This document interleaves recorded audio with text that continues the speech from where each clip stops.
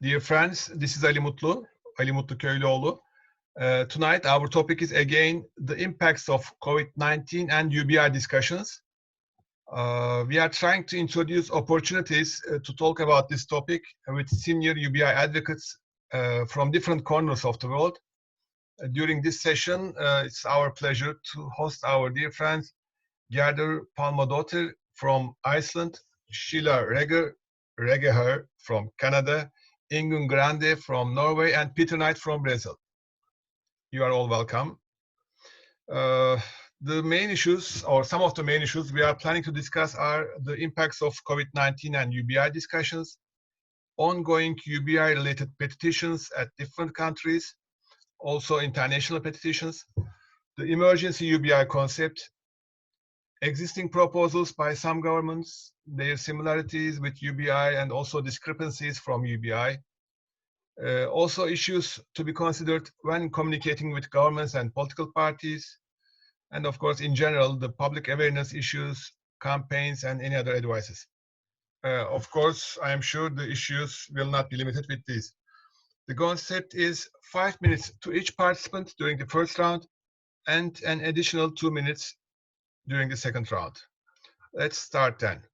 Our first participant is dear Gerdur from Iceland. I am unmuting you. So word is yours, Gerdur, please. Yes, so what I was thinking that a few years ago, we had this eruption from Eyjafjallajökull, which everybody remembers because it blocked the air traffic and everything all around the world. I always thought it was a warning for us to show us how radiation and other kind of things traveling in the air affects the whole world, and maybe we should take that into consideration. But we never did. I never heard about it except me talking to me. You see, so, and I think this is the same thing. The invasion of the coronavirus is finally something that we need to have as a warning to save humanity, actually. Because now we understand finally that we are one unit, humanity is one unit, and we have to stand together. Globalization, as we have experienced it and as we have implemented it, is mainly, I would say 99% for big corporation profit hopes, but not for the humanity cooperation for societies in general. If we would change this globalization into a positive globalization, you can see how much we can do. Like now in this fight for the against the coronavirus, or what happened now here, we have really seen how much each country is able to do. It's just beyond belief. In all the pain and sufferings, they are sticking together and trying to fight together. And we could really do wonders and eradicate poverty once and for all, and tickle the curiosity of the human being to do good things. So that is what I have been kind of thinking myself, and we have been discussing with amongst us. But here and you were asking, and we are always saying, like, why don't politicians wake up and realize what is happening? That just we have to shake them and let them see. But I think they do see. This is exactly what they see, and because of the financial power that is pushing the politics, they take as soon as they become politicians. We talk about them as they are a single species or something, but they are human beings. But as soon as they have the status of politicians, they kind of cut the string to humanity and become a political party leaders. And this is the biggest danger of humanity, I think, because we are being run by parties, but not by passion. And I still have 2 minutes. And I think that the ignorance and lack of empathy is the only reason the world is not prepared to handle those crises in a more capable way. And we all have that power. So I think that it is the simple solution is kindness and empathy, and then we can really turn it around. We make it so complicated because we base it on figures and calculations instead of our inner power. Honestly, I think, and because I'm a woman talking about emotions, and that has been banned from business thinking, which is really ridiculous, because every single business should be based on human needs and human relations. Otherwise, we cannot go any further. And I think that we have treasures hidden in our in every single society just to do that, and everybody would kind of look differently to the future. We make it so complicated, but the solution is quite simple, but we have to do it. That's my opinion. And talking about how many minutes now, I'm just on the minute, but just in Iceland, we are doing, as a nation, we're doing quite well, but it is on the same principles as the rest of the world, I'm sorry. So. Thank you very much, Gerdur, for your contributions. We will continue with Sheila from Canada. I am unmuting you. Sheila, word is yours. Thank you very much. So my presentation is going to be a bit more boring, perhaps, but down to earth. I mean, I agree with everything that's been said, and we're all facing similar sorts of issues. But I think in Canada, there are those of us in the basic income movement who really see us as being very close and having, like a lot of the policies in place that could almost get us there, as long as we find a way to make sure that this crisis doesn't go sort of unrewarded with some sort of better plan for the future, and not just back to normal, the old normal. It's been interesting to watch what the federal government in particular has been doing. They came out with a very quick response based on largely very old programs. Employment insurance, which has never worked very well for many.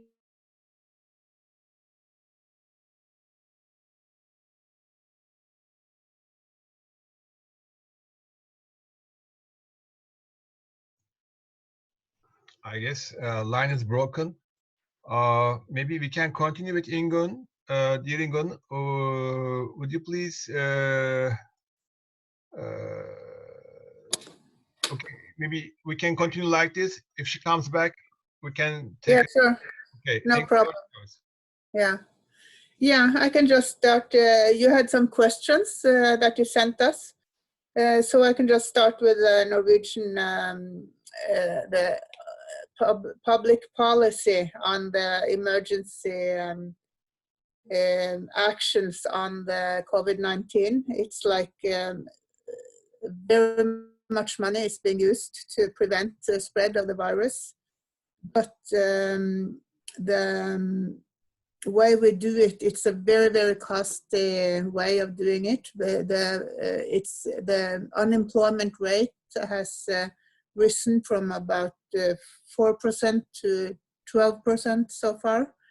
And there are hundreds of thousands of unemployment fee requests that the system is not able to handle.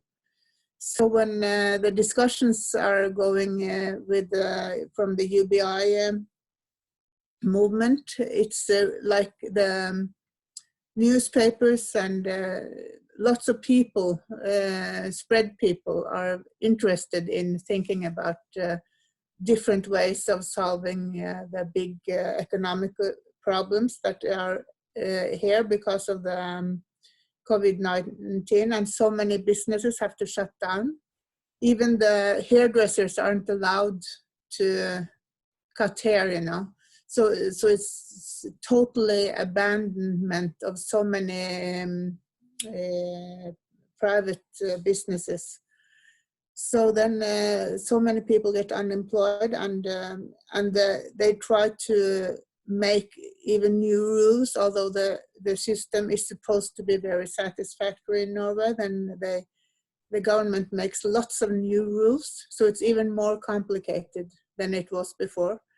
So it's like lots of people, lots of single people, and this, some organizations are understanding that the system doesn't work because it's only overload. The unemployment is so much bigger than we're used to, that the system that's used to being able to have very complicated individual considerations, it's not possible when you have many hundred thousands of unemployment requests at the same time.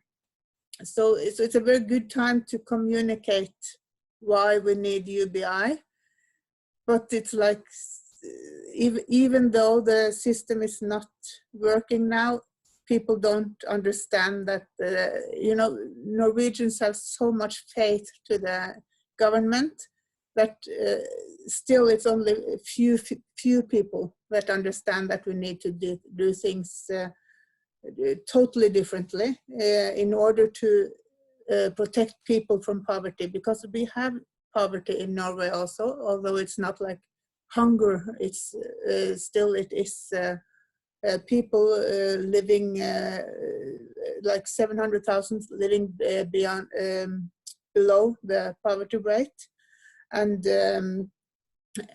although this government is using enormous amounts of money on this in this situation, they still don't protect the poor people, because the poor people, they're not included. It's only the people who are harmed because of the coronavirus. So all the people who were suffering from before, they're not getting helped.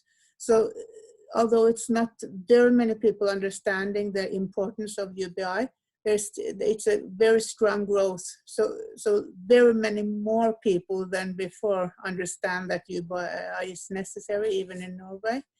And so it's, yeah, so it's lots of discussions, but it seems like, yeah, on government level, there's not much hope at all on understanding how important it is. And we did put out a petition. We have a signing plan, so people can sign that they want to support UBI, but it's not a very big response. It's not like very many people. It's just,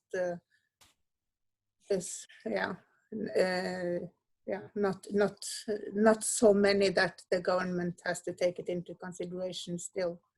So it's like a waking up, but far from, still a long way to go to have a solid, heavy movement for UBI. Thank you very much, Ingunn. Thank you for your contributions.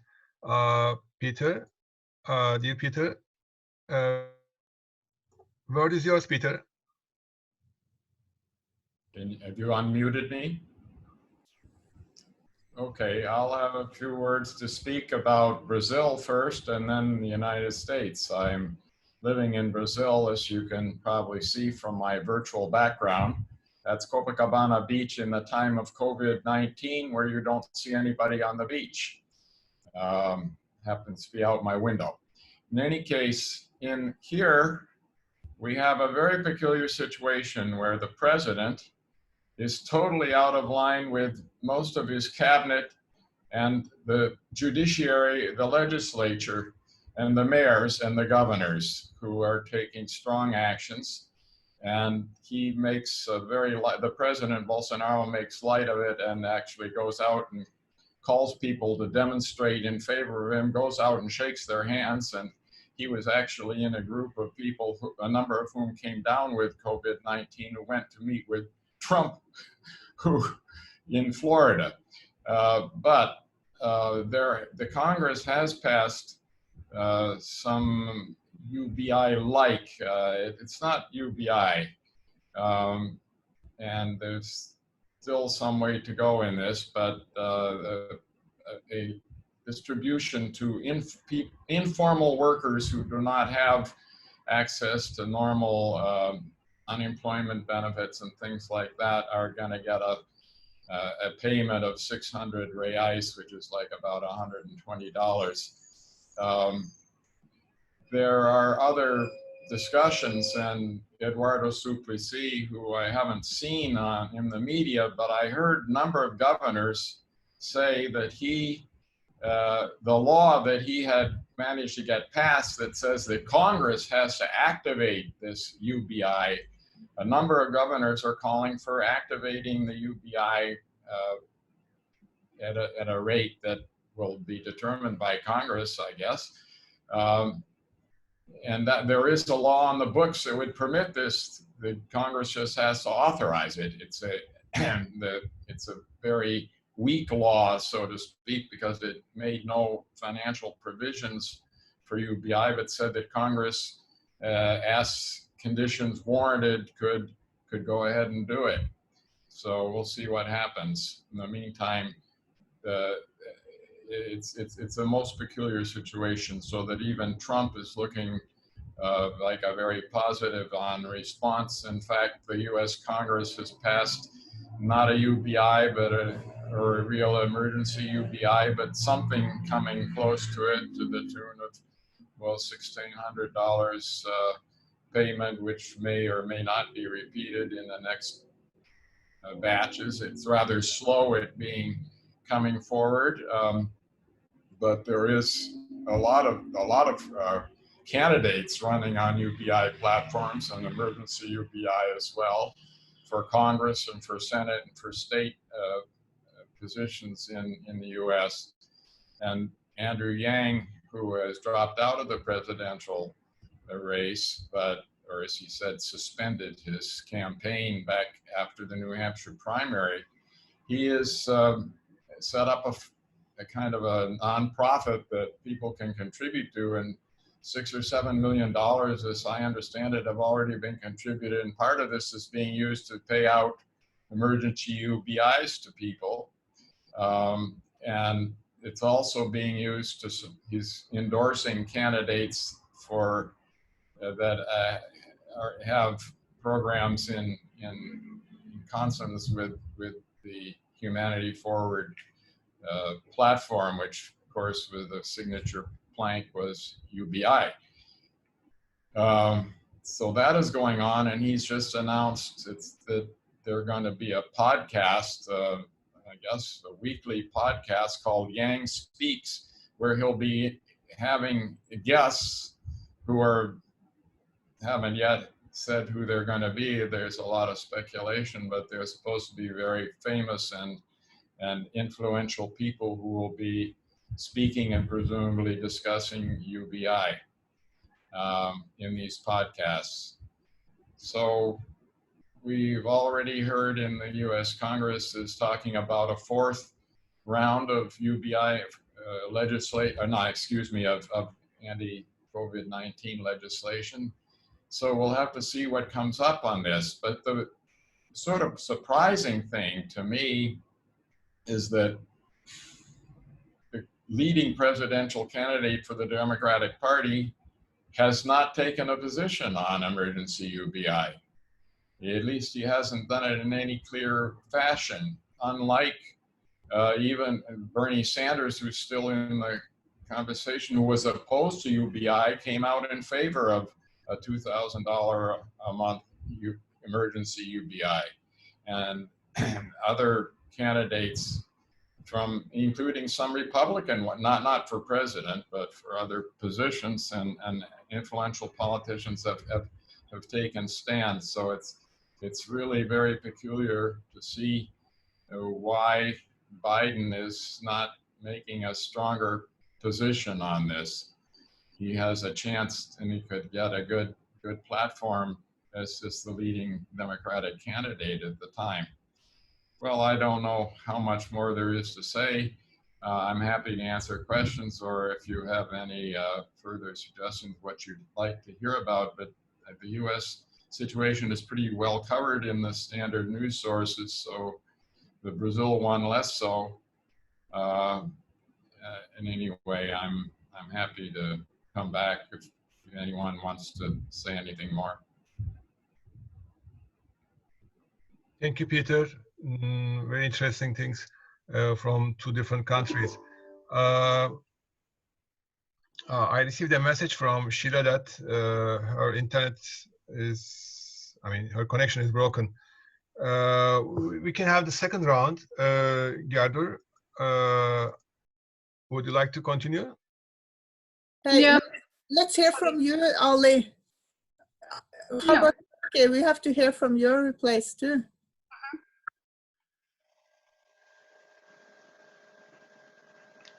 Ali doesn't hear.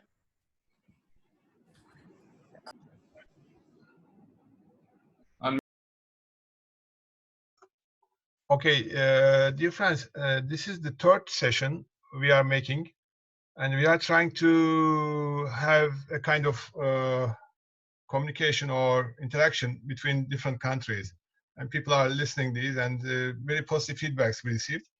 And when it comes to Turkey, as I am moderating the sessions, up to now, they didn't allow me to mention anything about Turkey. But Turkey is following the case with a phase difference. After China, maybe Italy is the next one, and the others are coming afterwards. But Turkey, it came with a phase difference. I don't know why. Still, it's not a very big problem. Only people who are more than 65 years old are not allowed to go out. But the rest of the people, okay, they can go out and in.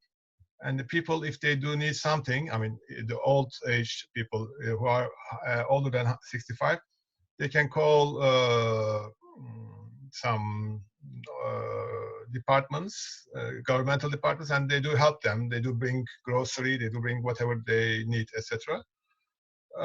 Regarding the UBI discussions, in fact, we call it citizens' basic income in Turkey, because universal is somehow known as a leftist concept. So to be more to make it more easy for other people to listen it and to understand it and to I don't know, to come together with this UBI concept, we are using citizens' basic income. We made a big survey. About 600 people joined the survey. There were 5 alternatives, and citizens' basic income was 32%. So we are using citizens' basic income in Turkey. Many people are writing in the newspapers. Interesting thing is from the right wing also, some journalists and some people are writing about citizens' basic income, but they mention with different names. They change the order of the words, or they change some of the words, but they mention this thing. But the government doesn't, is not in favor of this. It's not in the political arena yet. Even the political parties are not talking about this very clearly. They are talking like emergency help to the people who need. And sometimes they are using the same terminology, but when you listen to them, you see that they are not talking about UBI. The biggest thing in our mind is during this period, UBI will be discussed a lot. What we can do is we should protect the concept, the soul of the concept, as much as we can. The universal, unconditional, sufficient, individual, etc., etc. We should try to protect these characteristics of the UBI. And what we can do is mostly we can have some guidance touch to some discussions. Sometimes we are being invited to some television programs, and they do allocate time for us, but not that much. During these meetings, we always try to mention the exact definition of UBI, and we don't want it to be degenerated. I can say a lot of things, but the government is choosing mostly supporting the companies rather than people. They think if the companies survive, then then the people will survive. But our idea is the money should be, if we consider it as rain, so all the grasses should receive the rainwater. And then it will start, the economy will start again and it will expand again. So our idea is not to support the companies, but all the money, what is available, I don't know, what's available should be used for an UBI model. But this is not the case. One thing I would like to say is some of the opposition party leaders are saying that they are mentioning a figure and they say this much of money should be paid to people. But they don't mention very clearly for which period. I mean, for 1 month, for 6 months, or forever, whatever. My point is, if somebody is talking about financial figures, I mean numbers, then I call it as a sabotage for the realization of the concept. Because first, we should have a full understanding of what we are talking about. What will be the benefits of it? What will be the advantages of it? And then, if the parties agree, if they agree that it will be to the whole seasons, if they agree that it should be equal, nobody should make an application without any bureaucracy, blah, blah, blah. There's 6, 7 questions that we ask. If everybody agrees on these, then we should discuss the numbers, I mean the money or whatever. Our point is the level of the money is not that important. The important thing is it should be equal to all seasons. I mean, it should not be for a certain group of seasons while the others cannot reach to it. Or it should not be to the companies, it should be to the people. These are the main issues.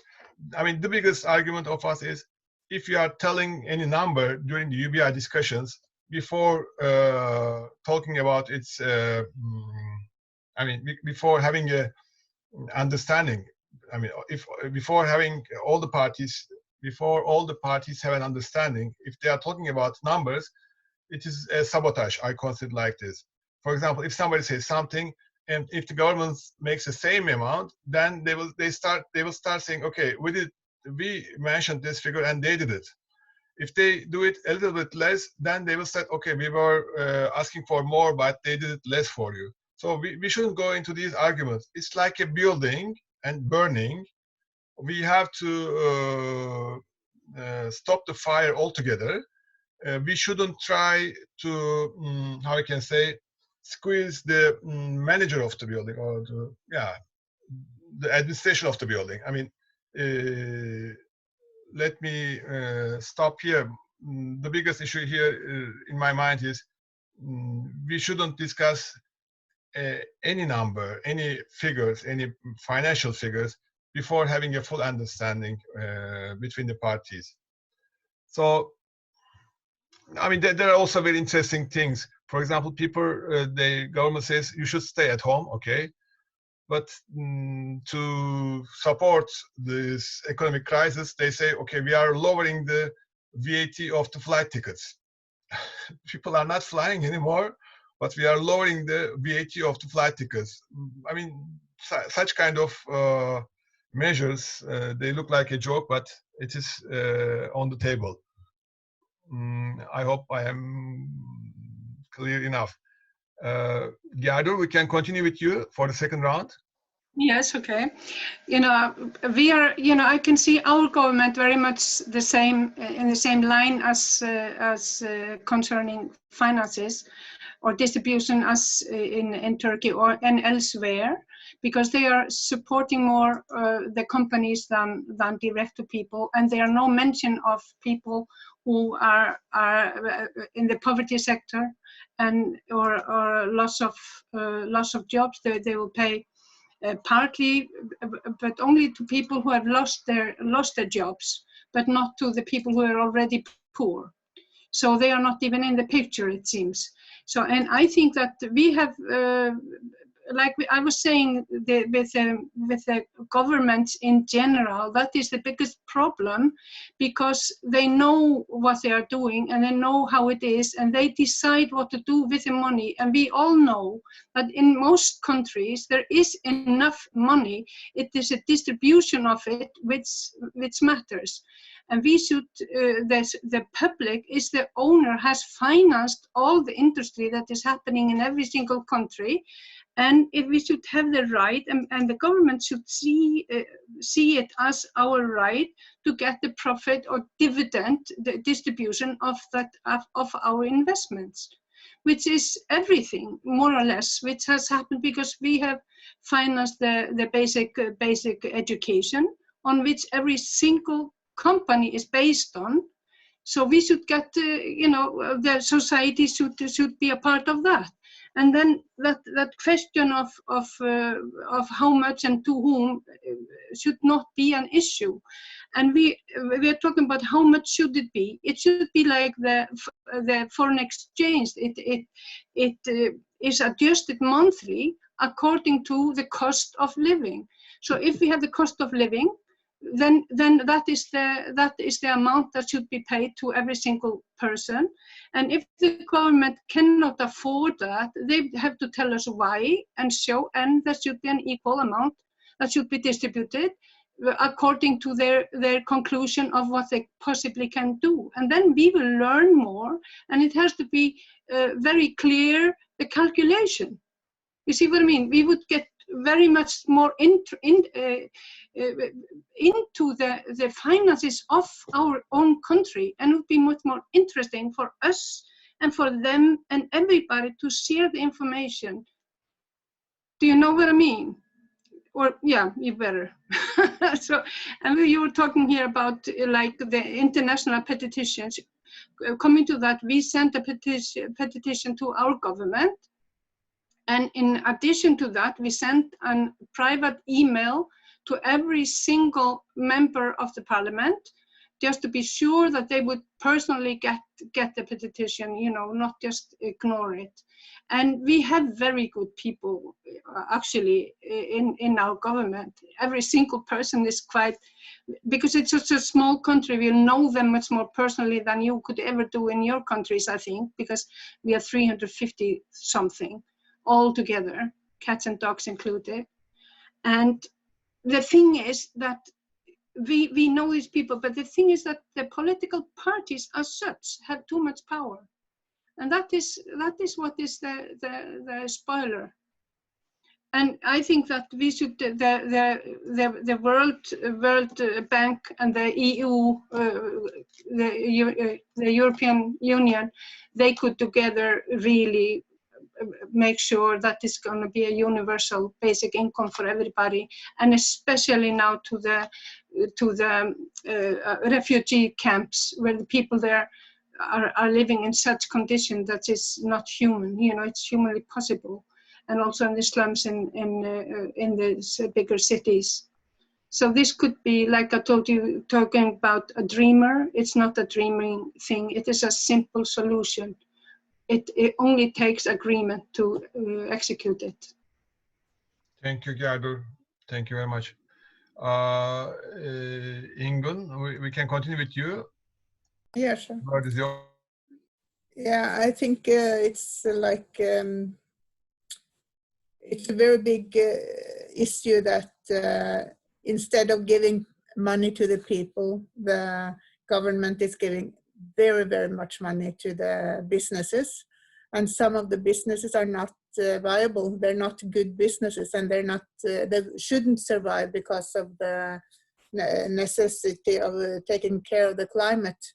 So it's like so many businesses that should not have money. They are now given lots of support from the government, and people are so scared of losing their own jobs that they just think that's a good idea to, or they accept that the government is doing it the way they are, and all the political parties are very much working together and agreeing.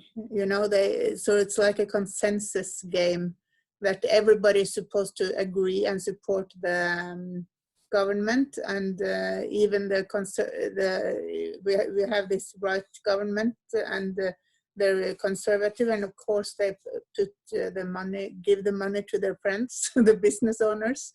So that's what's happening, and it's using so much money on that thing.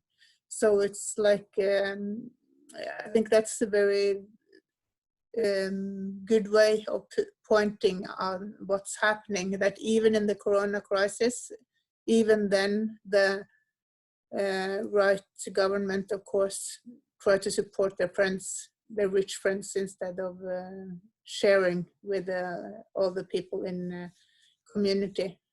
I guess that's the essence of what's happening in so many countries, that I catch the way you all are describing the situation, that it's so we just need to keep fighting. Thank you. Thank you, Ingunn. Peter, can we hear your contributions in the second round? Sure. Well, you know the famous saying that the Chinese character, that a crisis and opportunity are the same character in Mandarin Chinese anyway. And so this is an opportunity, and many people in our field are trying to seize it. I think that the concept of a trickle-up economy, that as Andrew Yang calls it, rather than have it trickle down from the businesses to people, we should have put the resource in the hand of the people, and it'll trickle up to what they really need rather than what some rich people happen to think is good for themselves. And this is a concept that seems to be graspable. I think that Scott Sentence, who you probably know, who's been at a number of Beyond meetings, he wasn't at the last one, but he has been very influential in the United States and internationally. And he came up in one of his blog recently, just said that, well, this is supposedly a war against the coronavirus. Now, how much do we pay recruits to the Army when they're called to national service? And it came up to well more than like $2,000 a month by the time you add housing and food and your salaries. So it was a very quite powerful thing. I can send it to Ali, the link, but is that where everyone agrees it's a war economy? Even Trump says I'm president of a war president. Well, if we're all soldiers in the war against coronavirus, then we ought to get paid. Thank you, Peter. Thank you very much. Peter, I will have a question to you. When is the podcast of Andrew Yang? Next week? They'll start in May. I don't remember the exact date. I can on my Facebook. Well, I can send you a link to an article in Variety, which is he was joined an agency for famous people, for speakers, and through this an important podcast company came up. But he had put into as one of the functions of Humanity Forward organization to do this podcast, and now it's been booked. So they haven't announced the first speakers yet, although he says that his wife will be one of them eventually. She is very good too, by the way, and she knows something about marketing. Anyway, I'll send it to you and you can distribute it out. Thank you, thank you. I would like to say a few things. I think the biggest change will be regarding the consumption behavior of the people. And people will act differently. I mean, will not spend money easily after this COVID issue. And secondly, biggest problem in Turkey, I think, will be not because of the people who lose their jobs. Because the bigger problem, okay, it's a big problem, but there's a bigger problem, which is there are a lot of people who do not have social security. Now they are unemployed or jobless. This means that they are incomeless or without an income. And lastly, if they do not have any money in the bank, in fact, mostly they do not have, because they do earn daily and spend daily. So jobless, incomeless and without any accumulated money in the bank or somewhere. So this is a huge number of people. I mean, this will be a big problem. My thought, I think it will be the biggest problem. Thank you very much to all of you. If you would like to add something, last thing before the end of the recording, do you have anything? Oh, Gerdur, okay, Gerdur, yes, please. I just want to that we have to, with the UBI, we have to put much more attention to the growth possibilities of UBI for economy, for the circular economy, because that is what it all is about, because money makes money and people are serving people. That is all what is economy. The earth doesn't give a shit about our economy. So our economy is based on each other's activities. So why don't we feed the seeds for circular economy, which everybody can participate in? You're right. It will have a positive impact on the economy. It may be bigger, and also it will be good. You remember what Ingunn said? She said that the governments are helping the companies, but some companies are not the correct ones. So if you distribute money to the people and based on their consumption, then it will be also selection of the companies. Some companies will survive, some companies will be losing the game. So no, exactly. Yeah, exactly. That is why it should go directly to the people and borrow to the companies without interest. That's a totally different thing. They can help with borrowing without interest.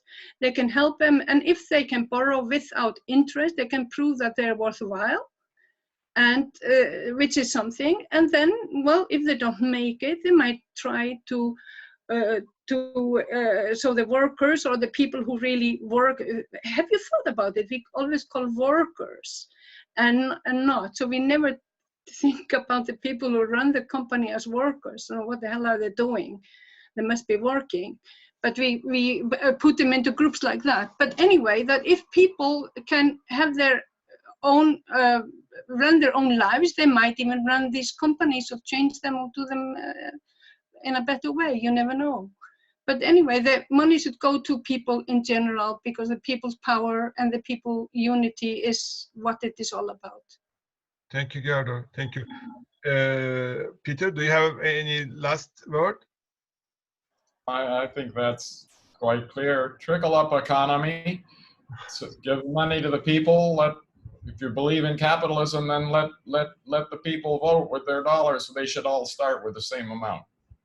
It's a monopoly that doesn't start. You get money when you play Monopoly. If you're going to play, you got to have some money. Thank you, Peter. Ingunn, do you have anything to add? Yeah, I just want to say thank you. I really appreciate the organizing and talking like this. So I'm just looking forward to next time. Thank you so much. Thank you, Ingunn. Dear friends, thank you very much. So this is the end of